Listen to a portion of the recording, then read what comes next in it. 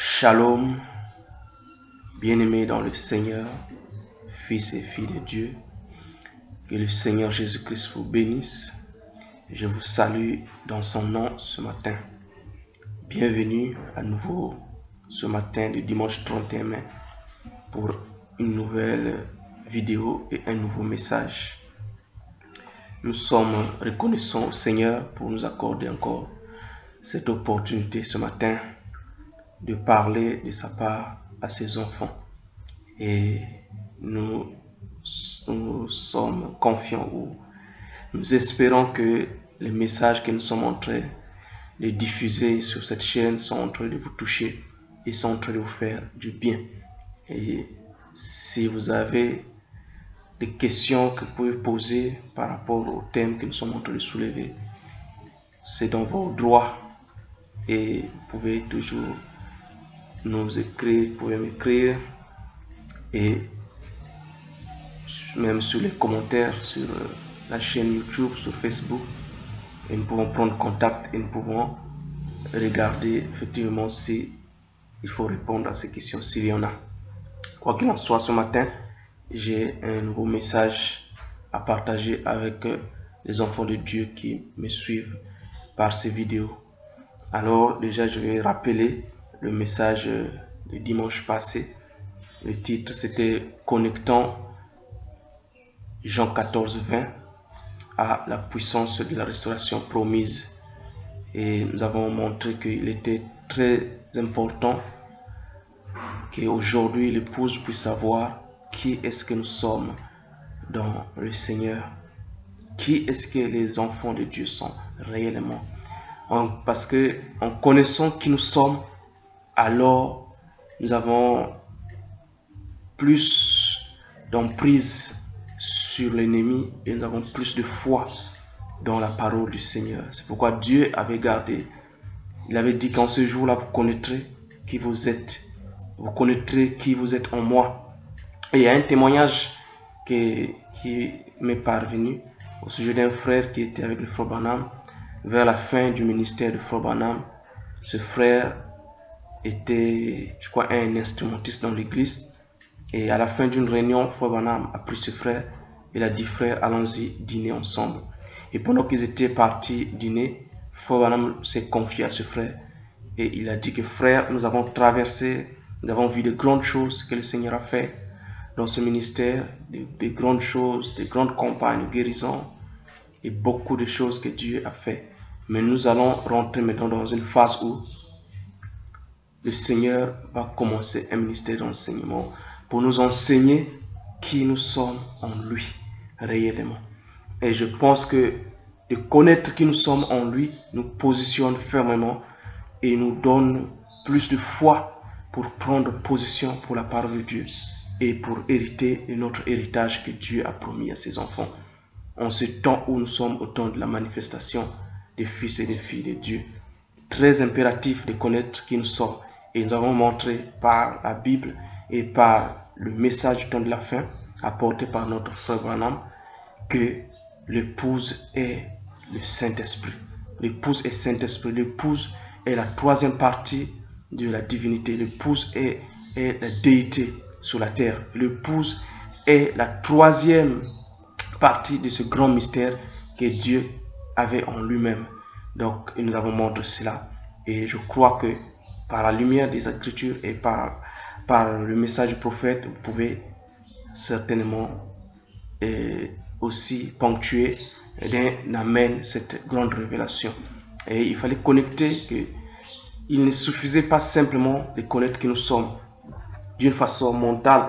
Oui, pas d'une façon mentale de découvrir qui nous sommes, parce que nous avons vu qu'aujourd'hui c'est l'âge de la grande connaissance où tout le monde effectivement sont en train de réaliser, que ce soit les enfants de Dieu, que ce soit les enfants des ténèbres, ils sont en train de réaliser que l'être humain est une personne à plusieurs dimensions et en tant qu'une personne de plusieurs dimensions, en tant qu'un être fait à l'image de Dieu, en lui réside un certain pouvoir, une certaine puissance qu'il peut utiliser pour faire un certain nombre de choses.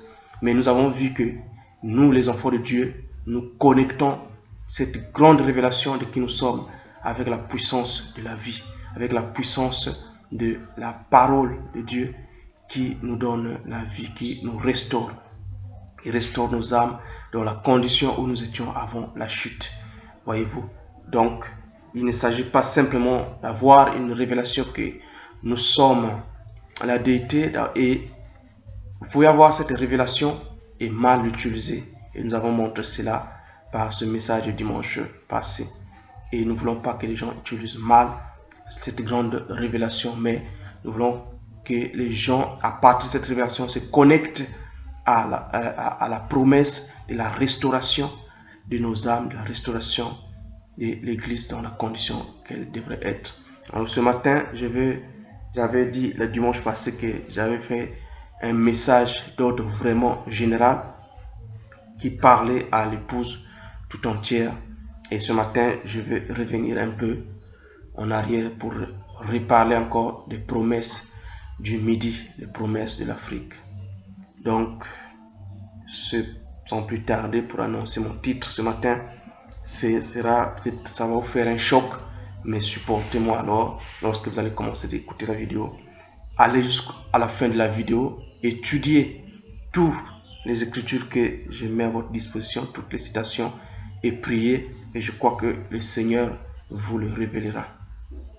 Parce que mon but en mettant ce message à vos dispositions, ce n'est pas de vous blesser, mais mon but c'est de vous donner une secousse, que vous puissiez vous secouer dans vos nids et vous pouvez réellement voir quelle est la pensée de Dieu pour aujourd'hui, qu'est-ce que Dieu a prévu de faire. Et ce qu'il a prévu de faire, il le montre clairement dans sa parole, dans la Bible. Donc c'est pour ça que je dis que si vous êtes choqués, alors ne prenez pas rapide, c'est-à-dire que ne soyez pas hâtifs pour faire des conclusions, mais écoutez le message jusqu'à la fin et étudiez, alors vous pouvez tirer vos conclusions. Alors ce matin, je vais exhorter avec ce sujet, tournez vos regards vers le midi pour écouter le son de la trompette. C'est cela mon thème ce matin. Tournez vos regards vers le midi, qui est l'Afrique, pour écouter le son de la trompette ou pour voir Jésus-Christ aujourd'hui. Et comme inspiration, je reviendrai vers vous au temps de la vie avec la puissance dynamique. Alors sans plus tarder, prenons nos Bibles pour commencer à regarder cela. Je vais commencer dans Ésaïe 18, qui est devenue une écriture que j'utilise fréquemment parce que c'est là où sont les promesses.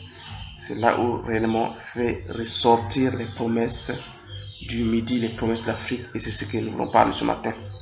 Alors, au verset 1 du chapitre 18, « Terre où retentit le cliquetis des armes au-delà des fleuves de l'Éthiopie. » Vous voyez déjà, Dieu localise cette chose que nous allons parler ce matin. Cette trompette que je vais parler, je vais parler ce matin, Dieu la localise au-delà des fleuves de l'Éthiopie. Et vous savez que ça, c'est l'Afrique. Toi qui envoies sur mer des messagers dans des navires de jonques voguant à la surface des eaux, allez, messagers rapides, vers la nation forte et vigoureuse, vers ce peuple redoutable depuis qu'il existe. Nation puissante et qui écrase tout et dont le pays est coupé par des fleuves. Vous tous habitants du monde, habitants de la terre, voyez la bannière qui se dresse sur les montagnes. Écoutez la trompette qui sonne. Et je continue au verset 4. Car ainsi a parlé l'Éternel, et je regarde tranquillement de ma demeure, par la chaleur bruyante de la lumière et par la vapeur de la rosée au temps de la chaude moisson. Amen. Et je vais aller dans Genèse. Je vais prendre Genèse. Je vais prendre des versets ici et là. Genèse à partir du verset 18. Genèse 18, juste le verset 14 que je vais lire. Genèse 18, le verset 14. Y a-t-il rien qui soit ce Dieu qui parle avec Abraham et Sarah Sarah, Dieu a dit que je reviens. Dieu l'a fait la promesse et Sarah avait douté. Et Dieu dit, y a-t-il rien qui soit étonnant de la part de l'Éternel? Au temps fixé, je reviendrai vers toi à cette même époque et Sarah aura un fils.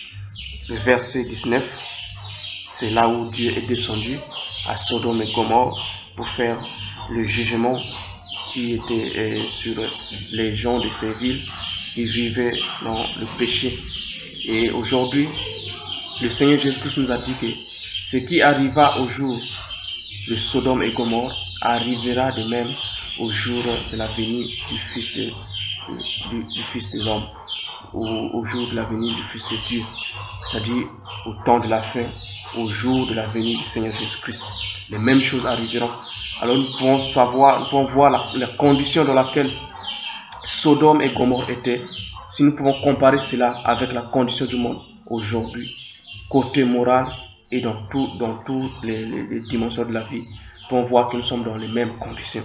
Alors nous pouvons savoir que c'est le jour où réellement Dieu a promis qu'il doit revenir. Alors quand je vais au verset 20, au chapitre 20, nous avons lu dans le chapitre 18, verset 14, c'est Dieu qui était descendu pour parler à Abraham. Ensuite, après ces événements, le chapitre 19 traite de le parcours, plutôt l'œuvre de Dieu qu'il a fait quand il a fini de parler à Abraham. Il est descendu vers Sodome et Gomorrhe pour parler à ces gens-là qui étaient à Sodome et Gomorrhe. Et après le chapitre 19, au verset 20, au chapitre 20, la Bible parle encore d'Abraham. Donc après qu'il a fait cette promesse, c'est ce qui suit. Quand il a fait cette promesse, Abraham, quand il a fini avec lui, je te visiterai au temps de la vie, à la même époque, l'année prochaine. Quand il a fini de parler ces choses, la chose suivante qui est dite d'Abraham, c'est Abraham partit de là pour la contrée du Midi. Il s'établit entre Kadès et Chour et fit un séjour à Guérar. Donc après qu'Abraham ait reçu la promesse de recevoir le fils promis, Isaac, Abraham a fait un voyage, il s'est déplacé et il est descendu au Midi. Et maintenant au verset 21, ou plutôt au chapitre 21, le verset 1, l'Éternel se souvint de ce qu'il avait dit à Sarah et l'Éternel accomplit pour Sarah ce qu'il avait promis. Sarah devint enceinte et elle enfanta un fils. Abraham dans sa vieillesse, au temps fixé dont Dieu lui avait parlé. Amen. Nous nous arrêtons d'abord là pour la lecture de la parole et nous pouvons continuer de lire les Écritures comme on va se sentir conduit. Mais donc je vais répondre mon sujet. Tournez vos regards vers le Midi pour entendre le son de la trompette. C'est une promesse et ce matin, je prononce cette promesse. Je la parle, je fais un appel comme inspiration. Je reviendrai vers vous au temps de la vie avec la puissance dynamique. Donc ce matin, c'est ça que nous allons parler. Alors, je crois que vous êtes bien installés et soyez patients pendant que nous allons parler ces promesses ici. Tournez vos regards vers le Midi. C'est un appel que je fais ce matin. Un appel de Dieu dans mon cœur à votre cœur. Tournez vos regards vers le Midi, vers l'Afrique pour entendre le son de la trompette. Voyez-vous, à qui est-ce que je fais cet appel? Je fais cet appel à chaque croyant, à chaque chrétien, à chaque chrétienne. Je fais cet appel à chaque rétrograde. Je fais cet appel pas simplement aux chrétiens, je fais cet appel au monde politique, au monde des églises. Je fais cet appel au monde de l'économie. Dans tous les domaines, j'ai dit, tournez vos regards vers le Midi, vers l'Afrique, parce que c'est l'espoir du monde, l'espoir des nations. Aujourd'hui, c'est l'Afrique. Tournez-vous vers le Midi pour entendre le son de la trompette. Pourquoi est-ce que les gens doivent... J'ai fait un appel, j'ai dit tournez-vous vers l'Afrique pour entendre le son de la trompette. Parce que l'Afrique aujourd'hui est le détenteur de la promesse. Dieu a fait la promesse qu'aujourd'hui sera... Dieu va parler à partir de l'Afrique. C'est pour ça que j'ai fait un appel ce matin au monde entier, à l'Église, à l'épouse de Jésus-Christ. Tournez vos regards vers le Midi pour écouter le son de la trompette. Alors, j'aimerais placer mon message dans un cadre Et le cadre dans lequel je veux placer mon message ce matin, c'est un cadre dans lequel nous avons eu un réveil. Et pour cela, je vais prendre plutôt une citation du prophète pour cadrer mon message ici. Je vais beaucoup lire le prophète William Marion Branham aujourd'hui. Pour ceux qui ne sont pas dans le message, ils n'ont pas jamais fait connaissance de ce message, ils n'ont pas cru au message jusqu'à aujourd'hui. Patientez, soyez patients, écoutez ce que ce serviteur de Dieu va dire ici. C'est très important si jamais vous êtes un enfant de Dieu. Voyez-vous, c'est la promesse que Dieu avait faite, avant que le jour de destruction, avant que le grand jour du Seigneur ne vienne, je vous enverrai Élie le prophète comme un messager pour apporter un message précurseur qui doit vous préparer à la venue du Seigneur. Donc, il est très important d'écouter les paroles de ce messager parce que c'est dans ces paroles, il y a une promesse de restauration. Alors, je vais placer le contexte de mon message aujourd'hui parce que l'Église est dans une certaine condition aujourd'hui qu'il faut qu'elle soit secouée et qu'elle sorte de son sommeil. Et c'est ça que je suis en train de parler ce matin. La trompette, le son de la trompette. Mais avant que j'arrive à là, j'aimerais dire ceci. J'aimerais lire ceci dans le reproche de Dieu. Donc au chapitre, plutôt à la page 84 du message, les 7 âges de l'Église. Il faut me dire ceci. Apocalypse 2, 4. Mais ce que j'ai contre toi, c'est que tu as abandonné ton premier amour. Pour comprendre ceci, vous devez savoir que l'Esprit ne parle pas seulement aux saints originels d'Éphèse. Ce message s'adresse à l'âge tout entier, qui a duré environ 120 ans. Ainsi, son message est destiné à toutes les générations incluses dans cette période. Or, l'histoire se répète toujours. C'est ce qui était à Éphèse, c'est ce qui sera ici au temps de la fin, dans l'âge de l'épouse. L'histoire se répète toujours. Dans les générations d'Israël, nous voyons une génération qui connaît un réveil, puis déjà dans la génération suivante, les feux diminuent. Dans la troisième génération, il peut rester quelques braises encore rougeoyantes, mais dans la quatrième génération, il peut ne plus rien rester de la flamme originelle. Alors, Dieu rallume le feu et le même processus recommence. Alors, donc, c'est le contexte dans lequel je voulais placer mon message ce matin. C'est que nous avons, l'histoire s'est répétée comme cela était à Éphèse. Dieu a parlé au travers de Paul, le messager de cet âge, et le message même de cet âge d'Éphèse ne s'adressait pas simplement à cette église qui a vu Paul, qui a connu Paul physiquement, mais le message s'adressait à toutes les générations qui étaient comprises dans cet âge d'Éphèse qui a duré 120 ans.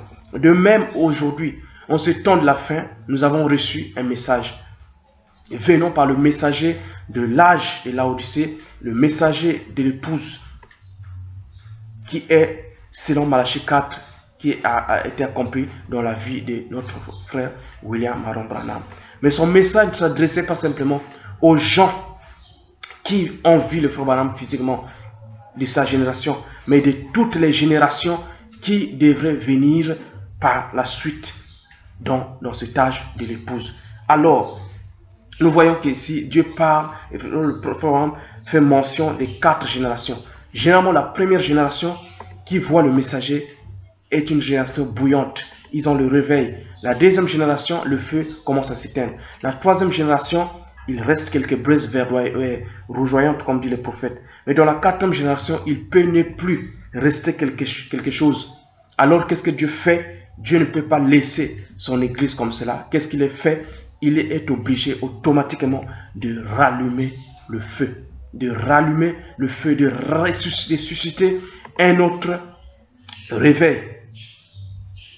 De susciter un autre réveil parce que Dieu doit garder toujours ses enfants dans le réveil. Il doit toujours les envoyer à tout moment un petit réveil pour les garder vivants jusqu'à ce que Dieu viendra prendre toute l'église entière dans l'enlèvement. Alors il dit tout simplement, alors Dieu rallume le feu et le même processus recommence. C'est tout simplement la manifestation de la vérité suivante. Dieu n'a pas de petits-enfants. Le salut n'est pas transmis par la naissance naturelle, pas plus que la succession apostolique n'existe. Ce n'est pas la parole. Au début, il y a des vrais croyants nés de nouveau. Mais quand la génération suivante arrive, ce ne sont plus de simples chrétiens. Ils ont pris un nom de dénomination et maintenant ils sont baptistes, méthodistes, etc. etc. C'est ce qui est arrivé. Dans la première génération qui ont entendu Frère Branham prêcher ce message, il y a eu des vrais croyants, des gens qui étaient réellement nés de nouveau. Mais dans la génération suivante, le message a commencé à perdre son éclat. Le réveil a commencé à diminuer. Le feu, l'intensité du Saint-Esprit dans l'église a commencé à diminuer. Et dans la troisième génération, ça continue effectivement de diminuer. Et dans la quatrième génération, il ne reste presque plus rien. Et nous sommes dans cette quatrième génération. Et il ne reste presque plus rien. Alors Dieu doit faire rallumer un nouveau feu. Il doit faire brûler un nouveau feu quelque part. Voyez-vous, je continue un peu de lire ceci. D'ailleurs, c'est exactement ce qu'ils sont. Ils ne sont pas des chrétiens. Pour être sauvé, il faut être né par la volonté de Dieu et non par la volonté de l'homme. Mais toutes ces personnes se rassemblent maintenant par la volonté de l'homme. À partir du message originel, ils ont formé des dénominations, ils ont formé des groupes, ils ont formé des sectes, ils suivent des hommes, voyez-vous, avec leurs idées, et ils tuent le message originel de Dieu. Mais Dieu ne va pas laisser la chose comme cela. Il est obligé de faire quelque chose, de susciter un nouveau feu. Et c'est ce que nous voulons vous pointer. C'est pourquoi je vais vous dire ce matin de tourner le regard vers le midi. Parce que c'est là où est la promesse d'un nouveau feu. Voyez-vous, et non par la volonté de l'homme. Je ne dis pas qu'il n'y en a pas parmi eux qui soient en ordre avec Dieu. Je ne dis pas absolument cela. Mais c'est que le feu originel s'est éteint. Ils ne sont plus pareils. Voyez-vous, le feu originel s'est éteint et les gens ne sont plus pareils. Le message même que nous avons reçu de Frère Branham, nous ne sommes plus pareils. Il y a eu quelque chose qui s'est passé. L'église est devenue pervertie. Les gens dans le message ont perverti la vérité même que le Frère Branham a prêché. C'est pourquoi Dieu est obligé de faire quelque chose. Il est obligé de susciter un nouveau feu à partir de cette flamme originelle. Le désir fervent d'être agréable à Dieu, la passion de connaître sa parole, la soif profonde d'entrer dans l'esprit, tout cela commence à s'estomper et cette église, au lieu d'être enflammée du feu de Dieu, s'est refroidie et est devenue un peu formaliste. C'est cela ce qui est arrivé à ces Éphésiens. L'abandon à Dieu décroissait, disparaissait et les gens se souciaient moins de ce que Dieu pensait d'eux, alors qu'ils commençaient à se soucier de ce que le monde pensait d'eux. Voyez-vous, la deuxième génération qui a suivi était exactement comme Israël. Ainsi de suite, il continue et je descends un peu plus bas pour prendre cette pensée. Ce cycle de réveil et de mort a toujours été. Il suffit de vous rappeler ce dernier mouvement de Dieu par l'Esprit.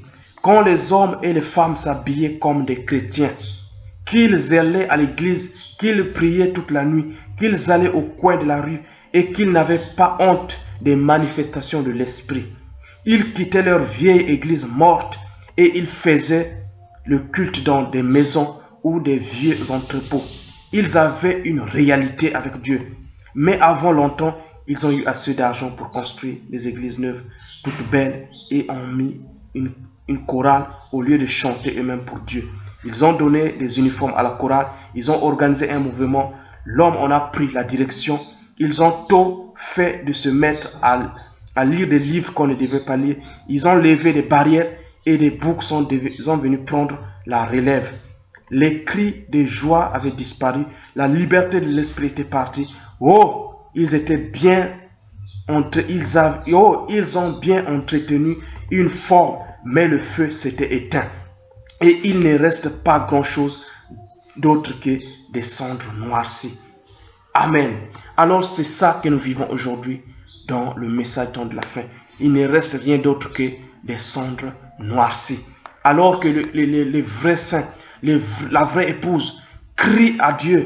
Ils veulent revenir à la réalité qu'ils avaient avant avec Dieu, à la vraie parole, à la vie de Jésus-Christ. Alors qu'est-ce qui doit se passer? Dieu est obligé de susciter quelque chose. Et si jamais Dieu suscite quelque chose de nouveau, il faudra que cette chose-là vienne selon sa parole, selon ses promesses. C'est pourquoi Ce matin, je suis en train de pointer encore de nouveau les promesses de Dieu en vous disant, tournez vos regards vers le midi pour écouter le son de la trompette. Pour écouter le son de la trompette. Alors, je peux encore lire quelque chose, parce que dans ce son de la trompette, il y a un réveil. Il y a un réveil. Et c'est pour ça que je suis intéressé à vous lire encore ce que cette citation encore au sujet de la trompette. Je vous ai dit que je vais beaucoup lire le prophète ce matin. Toujours dans le même message, dans le même livre, les 7 âges d'église, à la page 46. Le prophète parle de la voix semblable à une trompette. Il commente ce que Jean a vu. Et il dit ceci dans Apocalypse 10, 1. Et j'ai entendu derrière moi une voix forte, comme le son d'une trompette. Jean était dans l'esprit, et à ce moment-là, il vit le grand et merveilleux jour du Seigneur Jésus, et toute sa sainte puissance. L'avenir allait être dévoilé, car Dieu se préparait à l'enseigner. Jean n'a pas dit que c'était une trompette.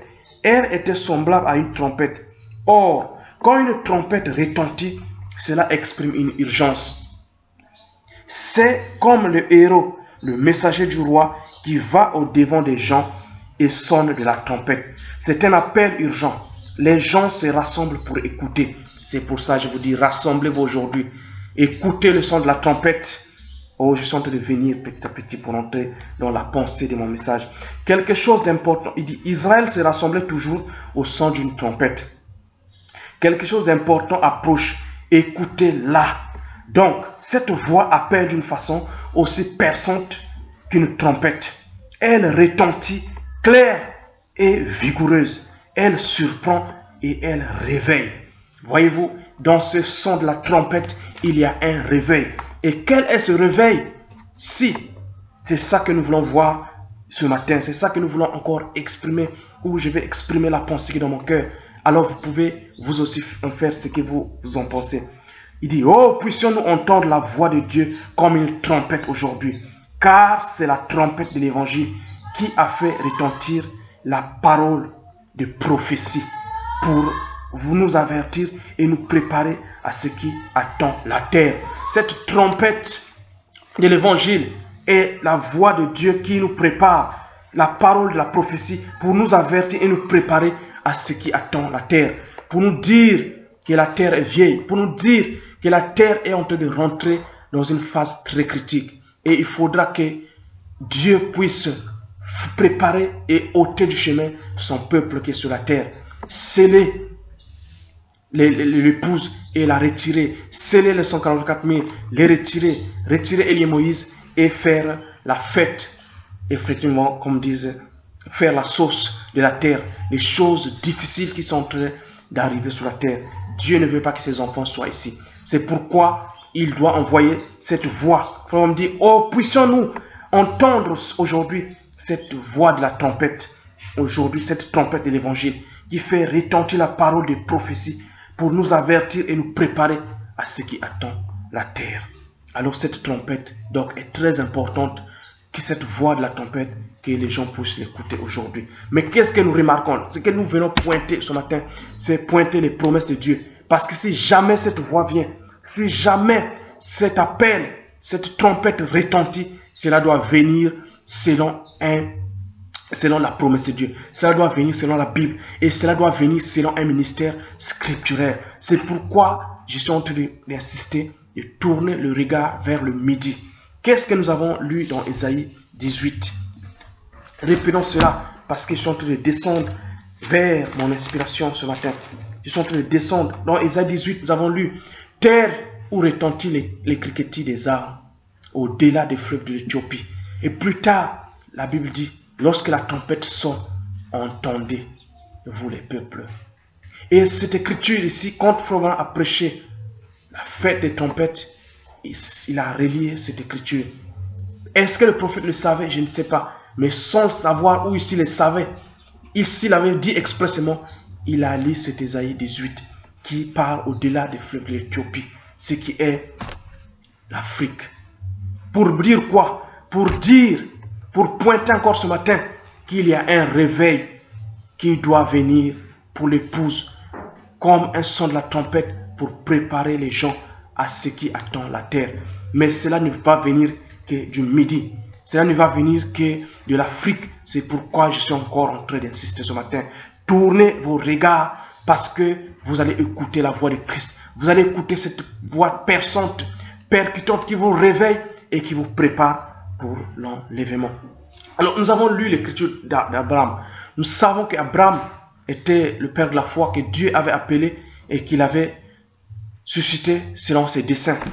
Et Abraham, dans son voyage, dans son pèlerinage, dans sa marche avec Dieu, est arrivé à un endroit où Dieu a visité Abraham. Et quand il l'a visité, bien sûr, Dieu était venu dans la chair humaine. Dieu était venu manifester dans une chair humaine. Et c'est ce que Dieu a promis qui arriverait effectivement. Il a dit ce qui est arrivé au jour de Sodome et Gomorrhe. Et dans ces jours de Sodome et Gomorrhe, c'est ce jour-là que Dieu a visité Abraham. C'est dans ces jours-là que Dieu a visité aussi Abraham. Et les mêmes choses qui est arrivées dans le temps où Dieu a visité Abraham, dans le temps des jours de Sodome et Gomorrhe, les mêmes choses sont censées arriver à l'église aujourd'hui, dans le jour de la venue du Fils de l'homme, dans le jour de la venue de Christ. C'est ce que Jésus a prophétisé dans les évangiles. Alors qu'est-ce que nous avons vu? Nous avons vu que la parole de Dieu n'a pas failli. De la même façon, Jésus l'a prophétisé, cela est arrivé. Comme il a dit, comme l'éclair va de l'Orient à l'Occident, ainsi en sera-t-il de la venue du Fils de l'homme. Alors qu'est-ce que nous avons vu? Nous avons vu que Dieu accomplit cette promesse, ces prophéties qu'il avait parlé par la bouche de notre Seigneur Jésus-Christ. Et nous avons vu la manifestation du ministère de Jésus-Christ, la manifestation du ministère du Fils de l'homme à l'ouest, à l'Occident, dans la personne de notre frère, le prophète William Marion Branham, qui nous a apporté un message de restauration, selon Malachie 4, selon Apocalypse 10, 1 à 7, pour révéler les mystères cachés et s'aimer la pluie la sémence de la pluie, plutôt s'aimer la pluie de la première saison. Nous avons vu cela. Nous avons vu que Dieu n'a pas failli. Dieu n'a pas failli. Et nous avons vu que Dieu accomplit sa promesse. Et nous avons vu, nous avons entendu, nous avons lu, nous avons écouté le témoignage de ce que Dieu a fait dans le ministère de cet homme de Kentucky. Et nous sommes témoins de la réalité du message qui nous est parvenu aujourd'hui. Le message du temps de la fin. Voyez-vous? Et nous sommes reconnaissants pour cela. Mais ce que nous voulons, je veux exprimer ce matin, c'est que Dieu a apparu à Abraham et il a visité Abraham dans la chair humaine. Il était accompagné de deux autres hommes. Et nous savons que ces trois hommes symbolisaient Elohim, Michael, Gabriel. Et nous savons que dans 1 Thessaloniciens 4, 16, il dit que le Seigneur lui-même descendra avec un cri, avec la voix de l'archange et avec le son de la trompette de Dieu. Et cette trompette de Dieu, c'est ça que nous sommes en train de rattacher à Ésaïe 18. Et nous avons vu que quand Abraham fut visité par Dieu, après que Dieu a fini de parler avec Abraham, et nous pouvons prendre cela en type. Après que Dieu a fini de travailler avec l'épouse, a fini de parler à l'épouse dans le ministère de l'Ouest, dans le ministère de Frère Branham, là où c'est un ministère qui devait s'aimer la pluie de la première saison et révéler les mystères cachés, selon Apocalypse 10, 1 à 7. Après que Dieu ait fini de travailler là, Dieu a laissé une promesse. Il a fait une promesse à Abraham. Quand il a fini de le parler, je reviendrai vers toi au temps fixé. Et entre le moment où Dieu a fini de parler à Abraham et le moment où la promesse qu'il lui a donnée s'est accomplie, il s'est passé un laps de temps. Et c'est ça que nous voulons, que nous sommes en train de parler ce matin. Nous voyons que dans Genèse 18, Dieu a parlé à Abraham. Il lui a fait la promesse, je reviendrai vers toi au chapitre 14 et tu auras ce fils. Et nous avons vu que le chapitre 19 parle de Sodome et Gomorrhe. Donc, dans ce laps, après la destruction de Sodome et Gomorrhe, dans ce laps de temps, Dieu, il y a eu un mystère que je veux parler ce matin, c'est que Dieu est descendu, plutôt Abraham est descendu dans les contrées du Midi. Et c'est dans ces contrées du Midi que, après qu'il est descendu dans ces contrées du Midi, que Dieu a accompli la promesse d'envoyer ce fils qui a été promis. Et quand le frère Branham était ici, sur la terre, Dieu s'est exprimé dans la chair de cet homme. Dieu s'est exprimé comme il avait promis. Dieu nous est apparu comme il l'avait promis par le Seigneur Jésus-Christ dans les évangiles, qu'il en sera ainsi comme l'éclair va de l'Orient à l'Occident. Il en sera ainsi de la venue à la venue du Fils de l'homme. Et cela s'est accompli. Mais après que Dieu nous ait parlé par le prophète, quelle est la suite? Le prophète a été retiré. Et qu'est-ce qui est arrivé? La première génération qui a vu le prophète a connu un puissant réveil. Mais l'Église n'est pas partie à l'enlèvement. L'Église est encore sur la terre. Il est venu la deuxième génération. Il y avait encore une flamme. C'est là que nous parlons de la partie du midi, plutôt du milieu. Le cri, la voix et la trompette. Voyez-vous? Qu'est-ce que c'est? Qui fait ces trois? Le prophète nous a dit que Jésus lui-même fait les trois. Il fait le cri, il fait la voix et il fait la trompette. Il accomplit les trois. Ce qui veut dire qu'en réalité, ce n'est rien d'autre que l'œuvre du Saint-Esprit dans ces derniers jours, mais répartie en trois phases. Le cri avec le prophète, la voix, la partie du midi, qui je crois être l'écho apostolique. Dieu a fait un écho apostolique. Et finalement, la trompette, qui est la partie finale, qui est la partie de l'aboutissement, de l'accomplissement. Et vous savez que cette trompette est aussi reliée à la résurrection des morts. Cette trompette est aussi reliée à Élie et Moïse. Cette trompette est aussi reliée à la fin, effectivement, du plan de la rédemption. Et ce matin, j'aimerais montrer que Abraham a effectué un voyage. Il a quitté la contrée où il était et il est descendu vers le midi. Parce que c'est là, il fallait d'abord qu'il descende vers le midi. Et l'évangile a parcouru le même trajet que le soleil, comme nous le dit le prophète. Il est parti donc de l'ouest. Il fallait que l'évangile descende vers le midi. Il fallait que l'évangile descende vers le midi pour que, effectivement, l'épouse arrive à avoir ce fils promis qu'il a été promis. Voyez-vous?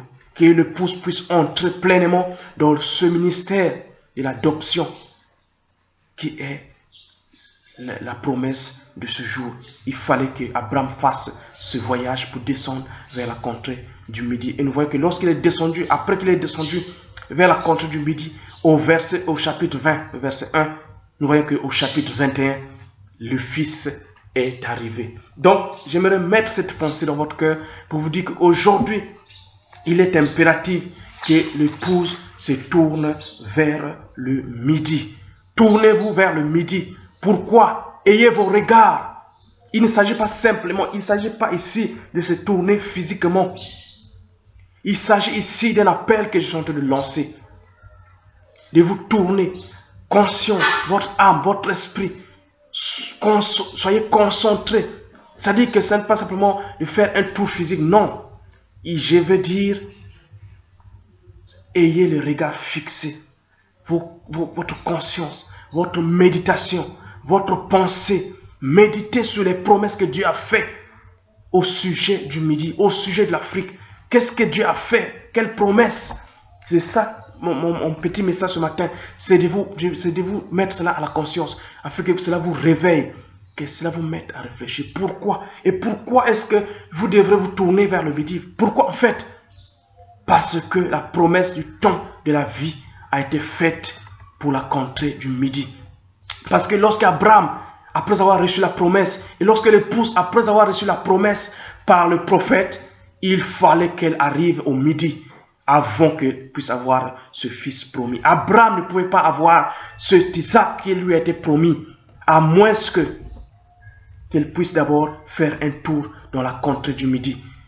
Quand il a fini de faire, quand il est arrivé dans la contrée du Midi, effectivement, c'est à partir de ce moment qu'il était possible.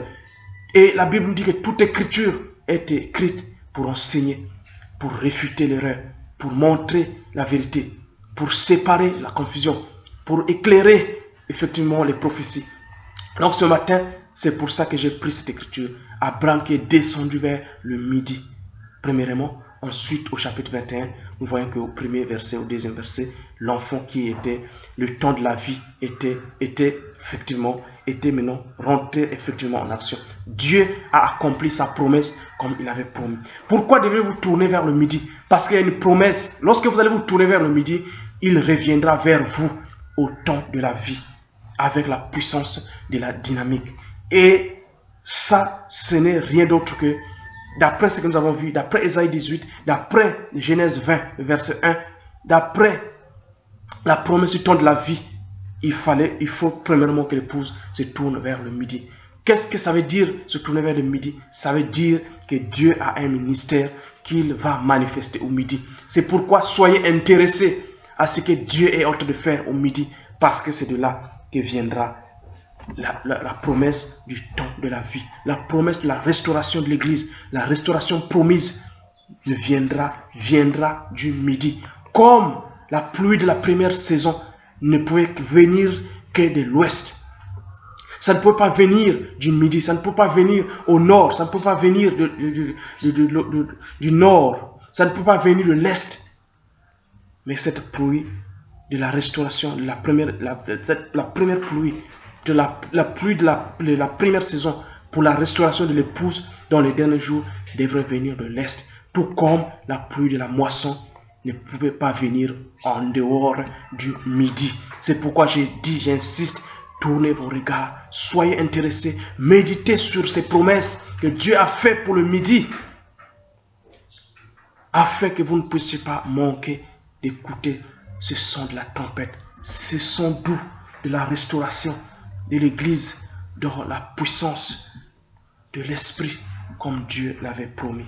Alors, j'aimerais encore mettre sur bande cette prophétie pendant que je continue. Cette prophétie au sujet de la dynamique. Et cette dynamique, c'est elle qui apporte le temps de la vie, là où effectivement l'épouse peut rentrer dans la manifestation des promesses qui sont censées s'accomplir par l'épouse aujourd'hui. Regardez ce que le prophète, la vision qu'il a eue au sujet de la dynamique, la dynamo qu'il a entendue sur la grande race noire. Il dit ceci. Et juste à ce moment-là, je vais commencer ici. Et alors, c'est le rapport du voyage en Afrique. Et alors, il m'enleva dans l'esprit et il me plaça au même endroit où j'étais à Durban en Afrique du Sud, devant des milliers de personnes. J'étais au nord et devant moi était ce grand rassemblement de Durban. Exactement la même réunion. Les gens disparaissaient, s'élevant du nord, du sol vers l'ouest. Ils disparaissaient vers l'ouest. Et juste à ce moment-là, je regardais de nouveau devant moi dans cette direction. C'était vers le sud. Vous y voyez, nous y sommes. Après que les gens étaient en train de disparaître vers l'ouest, parce que l'ouest c'était la dernière œuvre. C'est-à-dire que comme j'ai parlé de ce cycle de réveil et de mort que nous avons lu dans la citation que nous avons lue tout à l'heure, le dernier réveil s'est exprimé à l'ouest. La dernière œuvre du Saint-Esprit, la dernière tour de la prédication de l'évangile s'est manifestée à l'ouest. Et les gens, dans cette vision, il a vu que les gens disparaissaient vers l'ouest. Et il dit, et juste à ce moment-là, je regardais de nouveau devant moi et dans cette direction, et c'était vers le sud. C'est là le problème. Frère Branham avait à cœur, oh là là, si les gens peuvent saisir aujourd'hui ce que je suis en train de vouloir dire, c'est que Frère Branham voulait nous dire, tournez les regards vers le midi. tourner le regard vers le sud et regarder ce qu'il a vu dans la vision. Et juste à ce moment-là, je regardais de nouveau devant moi dans cette direction. C'était vers le sud, vers le midi. Et vous aussi, je vous dis, tournez le regard vers le midi parce qu'il y a une lumière qui est en train de briller au midi. Et cette lumière, c'est la lumière de la restauration promise. C'est la 4e lumière, la lumière de la restauration finale de l'Église. L'Église doit retrouver sa beauté. L'Église doit être rebâtie dans la puissance de l'Esprit. Et si nous ne nous tournons pas vers le ministère de Christ au midi, nous ne nous tournons pas vers les promesses, les prophéties parlées par les prophètes. Ésaïe a vu cela, et Abraham a vu cela, le prophète Abraham a vu cela. Tous les prophètes que Dieu a permis de voir, Ézéchiel a vu cela. Voilà. Tous les prophètes que Dieu a permis de voir cette œuvre de Dieu au midi, ils l'ont parlé. Et si nous ne nous tournons pas, nous pourrons le manquer. Il dit c'était vers le sud. Et il y avait un nouveau rassemblement plus grand que l'autre ne l'avait été. Il y avait des gens merveilleux, comme hommes et femmes, louant Dieu avec leurs mains levées. Je dis, sont-ils tous les gens de couleur blanche? Il a posé la question. Est-ce que ce sont des blancs? Sont-ils tous des gens de couleur blanche? Et quand je regardais et je vis des Africains, cette grande race noire qui se tenait là. Et juste à ce moment-là, j'ai entendu quelque chose, faisant tout simplement un vrombissement comme un dynamo en marche. Voilà votre promesse du temps de la vie. Voilà votre promesse du réveil du temps de la vie que le frère Abraham ici rattache avec la puissance dynamo en marche, la dynamique sur la mécanique. Oh frères et sœurs, c'est le temps. Il y a tellement de diversion, il y a tellement de distractions. Vous savez, comme ce que nous avons lu, il n'est resté d'autres. Par exemple, je peux le dire, nous voyons tellement de distractions dans l'église aujourd'hui, dans toutes les dénominations, dans le message, qui n'est devenu rien d'autre que l'entretien des cendres noircies, du réveil que le frère a eu. Frères et sœurs, nous ne sommes pas censés être là en train d'entretenir les cendres noircies du réveil que les autres ont eu. Mais le réveil d'aujourd'hui ne peut venir que par la promesse de Dieu. Et la promesse aujourd'hui, c'est le midi. C'est pourquoi je dis, tournez vers le regard. Pour voir quoi? Pour voir à nouveau, pour écouter le son de la trompette, pour écouter le son de l'évangile qui vous ramène à Christ. Ce n'est que dans cette promesse qu'il y aura l'onction de la restauration pour vous restaurer à la condition qui était l'église alpha qui a perdu son premier amour. Voyez-vous? Et le frère a dit ceci.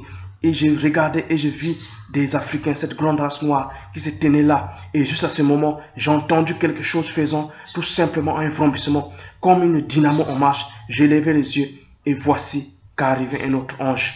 Il avait allumé une grande lumière oscillante. Voyez-vous? Et là, j'ai déjà parlé un message, la venue de notre ange puissant pour éclairer les mentalités de la grande race noire. Écoutez, frères et sœurs, ce n'est pas les gens de l'Occident qui viendront démarrer cette grande dynamo. Ce n'est pas les gens de l'Est, ce n'est pas les gens de l'Ouest non plus. Parce que, comme j'ai parlé à un ancien cette semaine, quand Dieu a voulu susciter, quand Dieu a commencé à traiter avec l'Est, il n'est pas venu prendre les gens du Midi. Il a suscité des gens qui étaient à l'Est.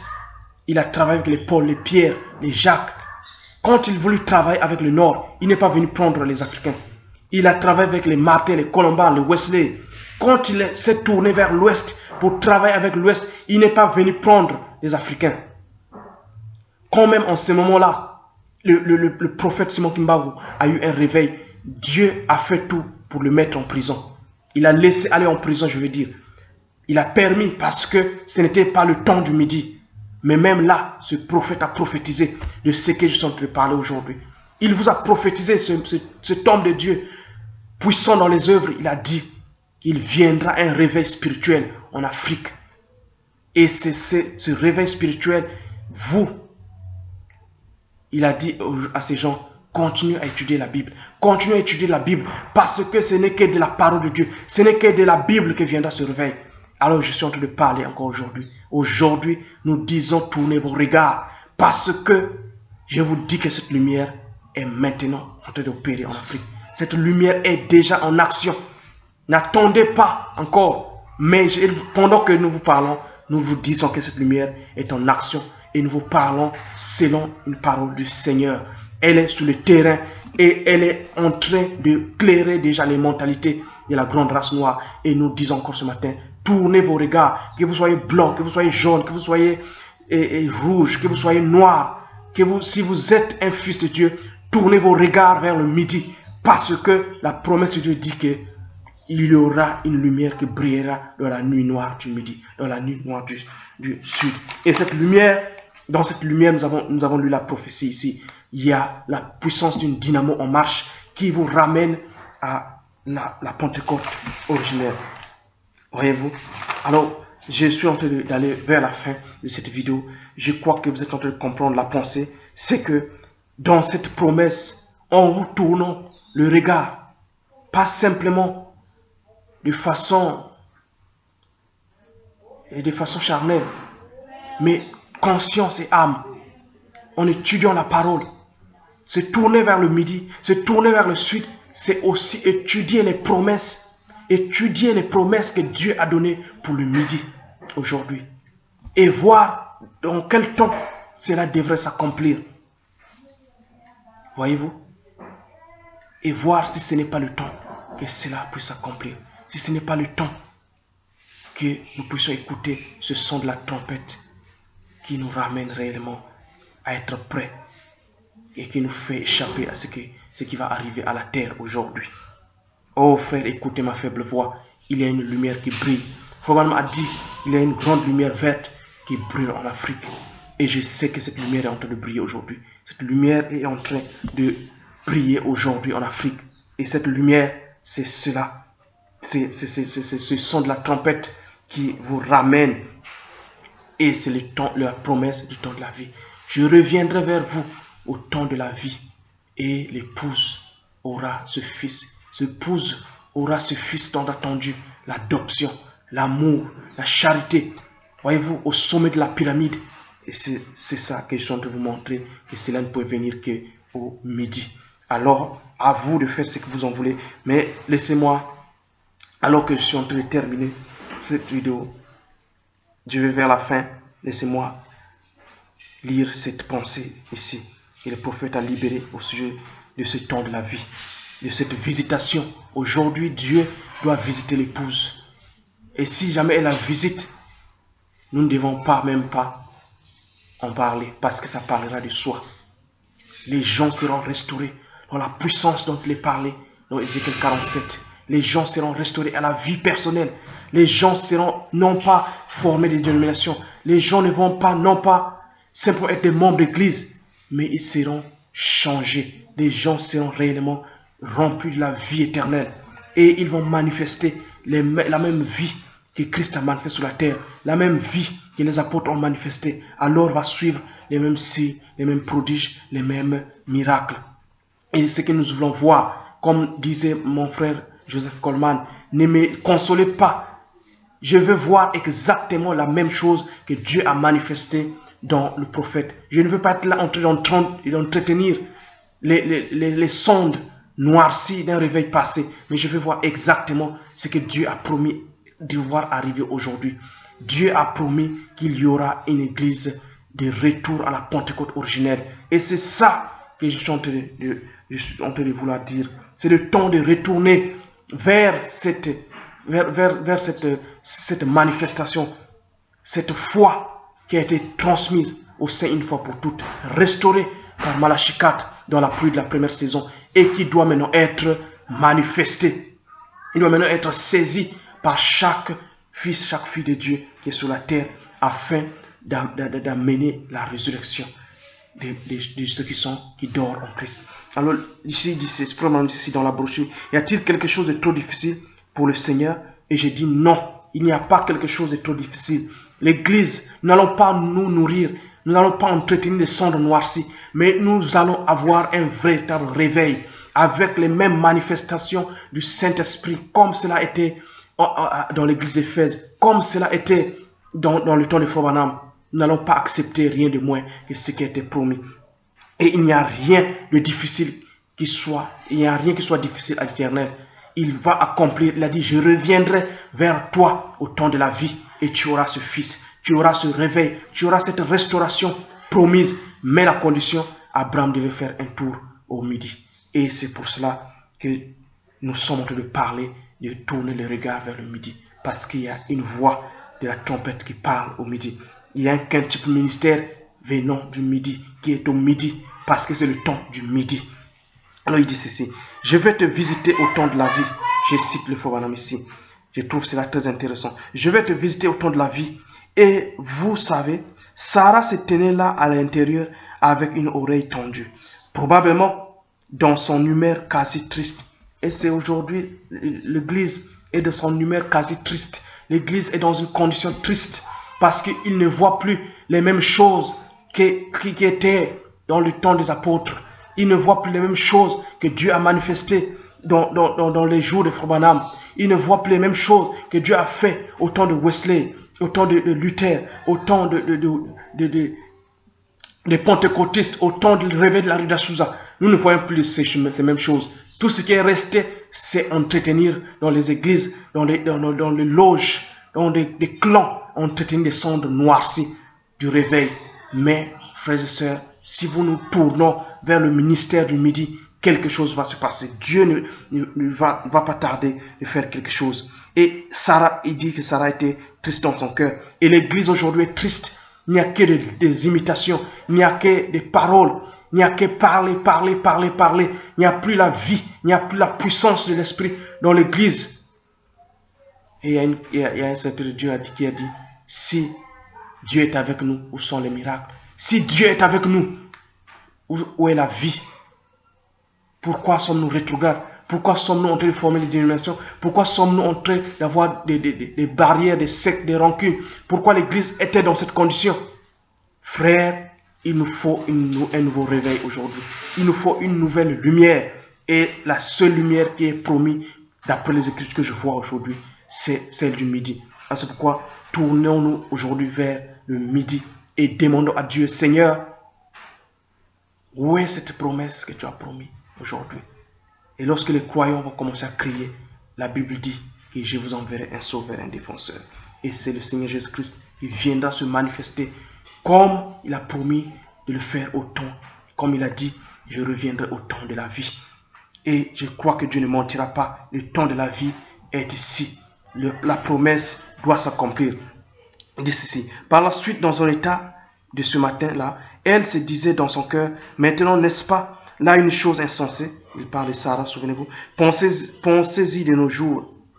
Moi, une vieille femme, aussi vieille que je suis, me voici âgée de 90 ans. Abraham, mon mari, qui est assis là, est âgé de 100 ans. Bien, moi, ça fait 50 ans que je ne suis plus comme les autres femmes. Et Abraham, 3 points de suspension. Bien, nous sommes mariés. Et il continue de dire, oh, voyez-vous, elle s'était mise totalement hors d'état de recevoir cela, alors que Dieu l'avait apporté. Dieu avait fait la promesse que je reviendrai au temps de la vie et je te donnerai un fils à Sarah et à Abraham. Dieu a fait la même promesse par le message de Malachie 4, par le message de la première saison. Il a dit qu'il reviendra. Jésus reviendra lui-même avec la puissance de la dynamique. Et il a promis cela. Et cette dynamique s'est éclatée dans la vision de Frère Branham, dans la grande race noire. Je vous dis que c'est pour ça que Frère Branham voulait venir en Afrique. Parce qu'il savait que s'il ne venait pas en Afrique, la suite de son ministère, c'est-à-dire la suite du ministère de Christ, la pluie de la moisson ne pouvait pas venir. Et nous avons lu dans Ésaïe 18, au verset 4, qu'il a rétaché cette trompette. Au verset 3, il parle de la trompette. Au verset 4, il rétache cela avec le chaud soleil de juillet, avec la chaleur de la moisson.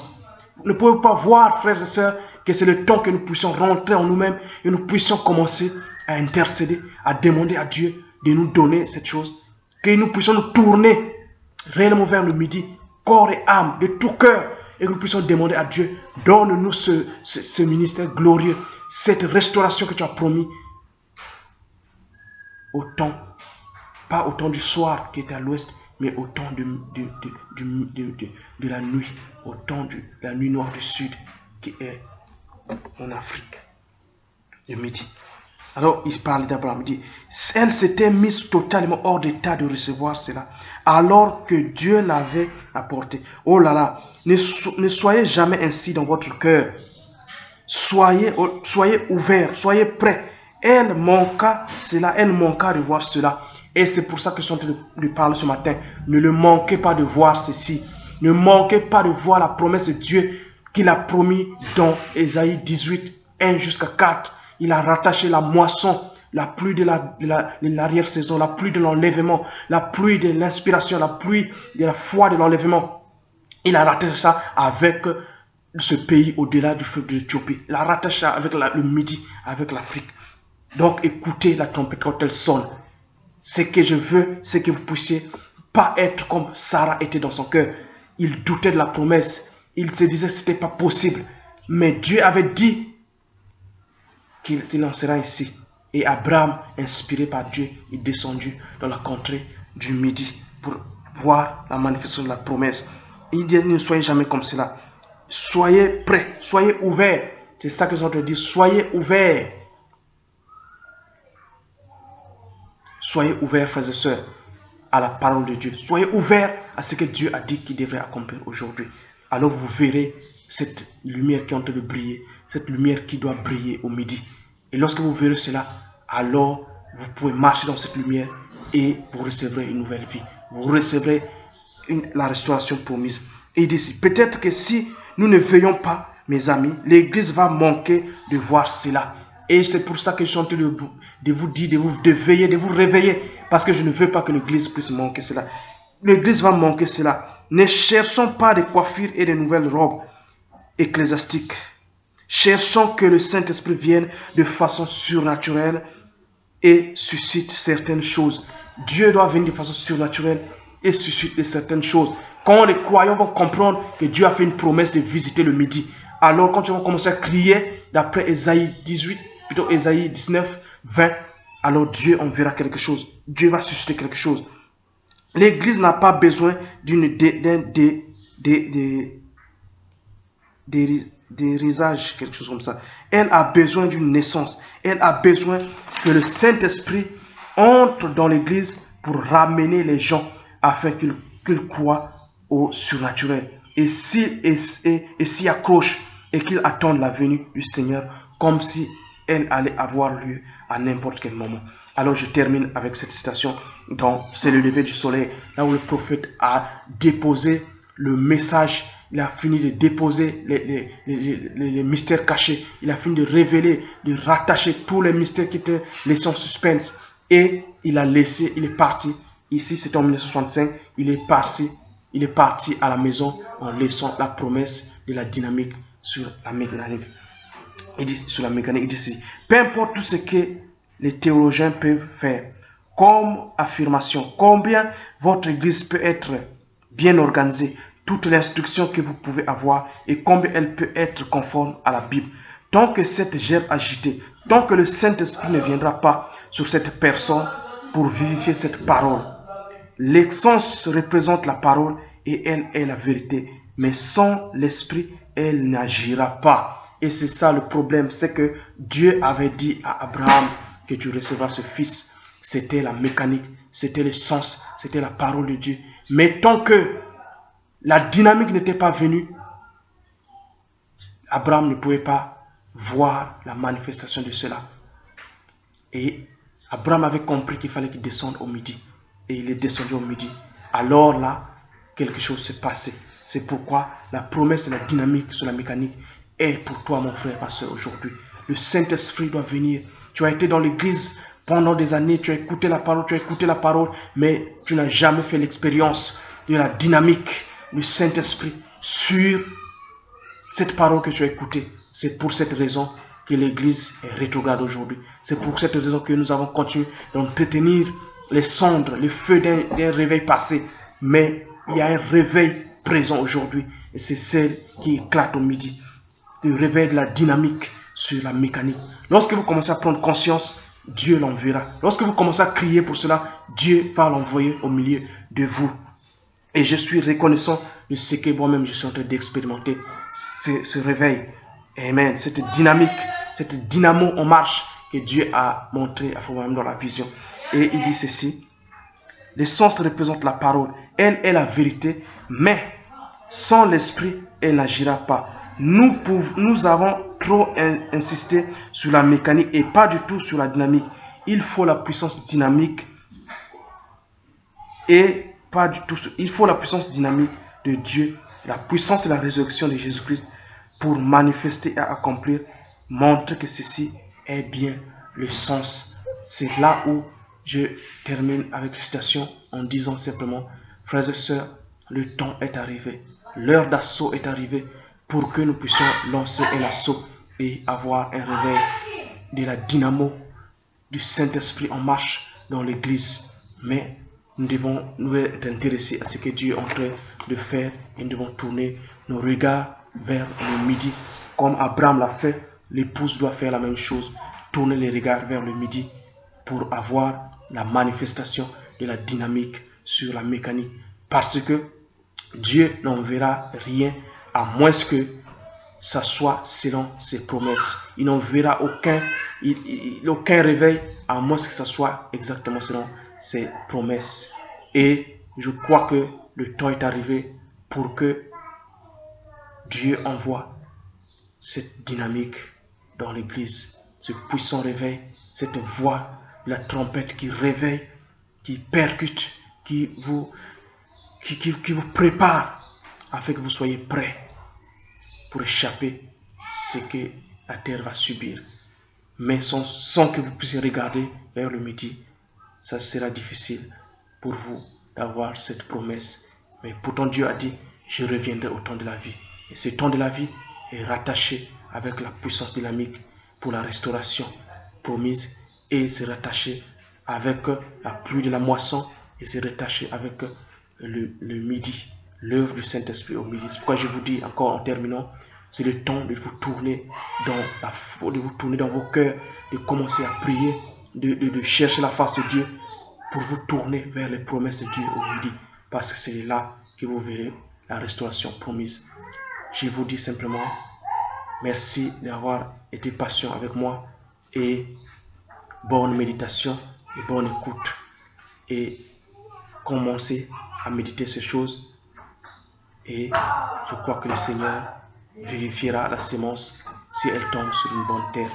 Je prends rendez-vous avec vous à la prochaine vidéo, au prochain message. Que le Seigneur Jésus-Christ vous bénisse richement.